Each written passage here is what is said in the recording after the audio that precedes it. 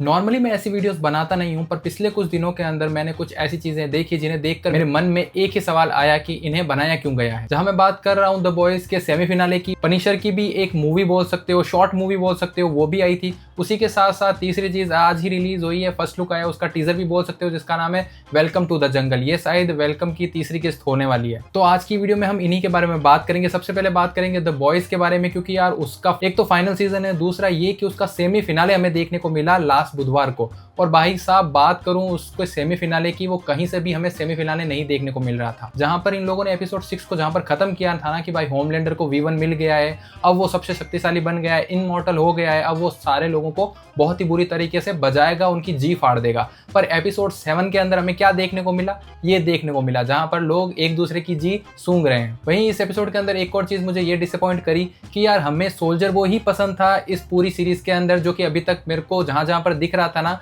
ऐसे लग रहा था कि हाँ द बॉयज वाली वाइब है, पर उसे भी पता नहीं क्यों बेहोश करके उस चैम्बर के अंदर डाल दिया होमलैंडर ने। उसी के साथ जहां पर अगर इस एपिसोड 7 की मैं बात करूं, सेमीफिनाले की मैं बात करूं, तो इसके जो लास्ट 10 मिनट अगर हम निकाल देना जहां पर फ्रेंजी की मौत हो जाती है, तो उसके अलावा इस पूरे एपिसोड के अंदर हमें कुछ भी अच्छा नहीं देखने को मिलता है। लगता ही नहीं है कि ये किसी बड़े शो का सेमीफिनाले है। अब मैं ये सोच रहा हूँ कि ये फाइनल के अंदर क्या कचरा करने वाले हैं, क्योंकि जिस हिसाब से इन लोगों ने सीजन 1 से लेके अभी तक बकचोदी करी है ना, उस हिसाब से ये पक्का ना पक्का कुछ ना कुछ रायता फैलाएंगे ही फाइनल के अंदर। जहां पर उड़ती उड़ती थ्योरीज ये भी हमें देखने को मिल रही है कि जैनवी के दो कैरेक्टर हैं, मरी मेरो करके और एक जॉर्डन, दोनों ही हमें फाइनल के अंदर देखने को मिलेंगे। और जैसे ही एपिसोड 7 खत्म हुआ, फ्रेंची की मौत हमें देखने को मिली और स्टारलाइट भी मरी मेरो के पास में पहुंच गई थी, क्योंकि उसको उसकी मदद की जरूरत थी। तो मेरे हिसाब से ये हो सकता है जैसे हमें जैनवी सीजन 2 के अंदर देखने को मिला था ना कि मरी मेरो ने अपने वो सिस्टर थी उसकी, उसको वापस से जिंदा कर दिया था। तो क्या पता इन लोगों को दिमाग में आ जाए कि हमें फ्रेंची को भी ऐसे ही जिंदा कर देना चाहिए, क्योंकि अगर आप देखो कि सीजन 1 से लेके अभी तक द बॉयज की जो टीम है उसके अंदर से कोई भी नहीं मरता है। पता नहीं कैसे भी बच जाते हैं, पर लेकिन बच तो जाते ही हैं। तो ये थ्योरी अभी इंटरनेट पे चल रही है। आपका इस थ्योरी के बारे में क्या कहना है कमेंट में जरूर से बताना। बाकी मैं यही कहूंगा कि अब ये शो ऐसा खत्म ना हो कि इसको बहुत रॉस शो के अंदर देखा जाने लग जाए, बहुत बुरा शो लगने लग जाए कि भाई साहब इसका स्टार्टिंग तो बहुत अच्छा था पर एंडिंग के अंदर इन लोगों ने हक दिया। ऐसी चीजें हमें इंटरनेट पे नहीं देखने को मिले, बस फाइनल ऐसा हमें देखने को मिले। दूसरी चीज मुझे देखने को मिली Punisher the one last kill, जिसका जैसे ही टीजर ट्रेलर आया ना, मैं बहुत ज्यादा एक्साइटेड था, क्योंकि पनिशर मेरा मोस्ट फेवरेट है। अगर मैं बात करूं डेयरडेविल वगैरह की, तो मेरे को पनिशर सबसे अच्छा लगता है। उसकी जो सीजन मैंने देखे थे ना, दोनों भाई बहुत ही खतरनाक बवाल लेवल के थे। वहीं इन लोगों ने सोचा कि क्यों ना एक 40 मिनट की शॉर्ट मूवी डाल दें, जिसके अंदर हमें ज़्यादातर क्या देखने को मिला, जो कि सीजन 1 से हमें देखने को मिल रहा है कि भाई साहब फ्रैंक कैसल है, जो कि अपनी उन्हीं पास वाली चीज़ों के इर्द गिर्द ही घूम रहा है, अपने आप को मारना चाहता है।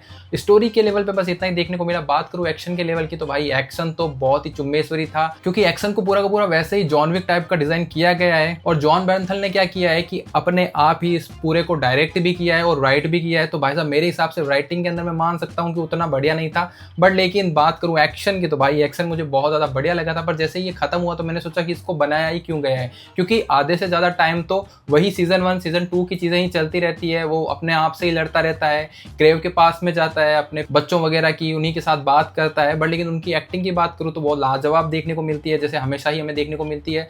बाकी मेरे हिसाब से जो लास्ट के अंदर जो लुक हमें इनका देखने को मिला था ना फ्रैंक कैसल का, वही हमें स्पाइडरमैन ब्रांड न्यू डे के अंदर भी देखने को मिलने वाला है, क्योंकि हमने ब्रांड न्यू डे का हमने वो टीजर कह सकते हैं वो देखा था, उसके अंदर वही लुक था सेम। तो इन लोगों ने मार्वल वगैरह वालों ने सोचा कि क्यों ना कुछ ऐसी चीज बना दी जाए जिससे कि ये पता चल जाए कि ऑडियंस अभी भी इंटरेस्टेड है या नहीं है पनिशर के अंदर। तो हम तो यही कहेंगे गाइज, पनिशर नीड ऑरा नहीं होता गाइज, ऑरा नीड पनिशर होता है। तो बस इतना ही कहना चाहूंगा। तो इस हिसाब से अगर ये सीजन 3 या फिर वापस से डेयरडेविल जैसा ही बॉर्न अगेन वगैरह कुछ लेकर आना चाहे, तो पनिशर के लिए बहुत लोग वेट कर रहे हैं। आपका क्या कहना है इसके बारे में कमेंट में जरूर से बताना। बाकी इतना ही कहूंगा, स्टोरी लेवल मेरे को थोड़ा सा वीक लगा, बाकी एक्शन लेवल बहुत ही बिंदास था, बहुत ही खतरनाक था। आपका क्या कहना है इसके बारे में बताना जरूर। इसके बाद में मेरे को तीसरी चीज देखने को मिली आज ही, वेलकम टू द जंगल का टीजर बोल सकते हो, फर्स्ट लुक बोल सकते हो, जहां पर ये फिल्म बहुत सदियों पहले अनाउंस की गई थी कि आ रही है, और अब जाके इसका टीजर आया। बीच में एक फर्स्ट लुक बोल सकते हो जिसके अंदर सारे लोग खड़े रहते हैं, पता नहीं क्यों।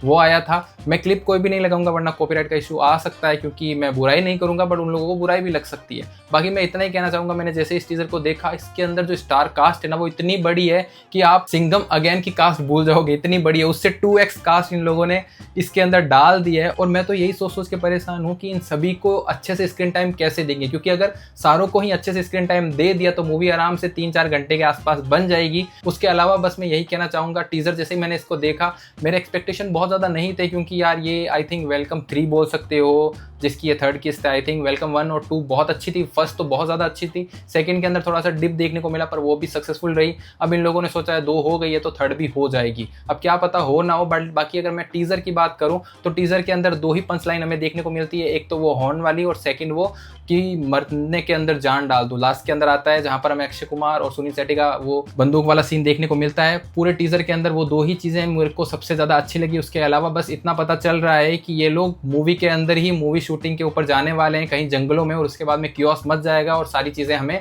देखने को मिलेगी। अब वो कैसे इसको प्रेजेंट करते हैं ऑडियंस के सामने वो तो उन्हीं पर निर्भर करता है। बस कुछ ऐसी गलती ना कर दें जो द बॉयज वाले करते आ रहे हैं, और इस फ्रेंचाइज को भी ऐसे ही खत्म ना कर दें। बाकी ऐसी वीडियोस अगर आप देखना पसंद करते हो जो कि लेटेस्ट रिव्यू हो या फिर कोई भी मूवी का रिव्यू हो तो प्लीज़ कमेंट करना, क्योंकि मूवीज़ ट्रेलर बहुत ज़्यादा आते हैं, मैं ब्रेक डाउन करना चाहता हूँ पर लेकिन आप लोगों का इंटरेस्ट हो तो हम करें। बाकी आज की वीडियो इतनी थी, वीडियो पसंद आई तो वीडियो को लाइक करना मेरा मन था तो मैंने सोचा बना दूँ। कैसी लगी कमेंट में जरूर से बताना।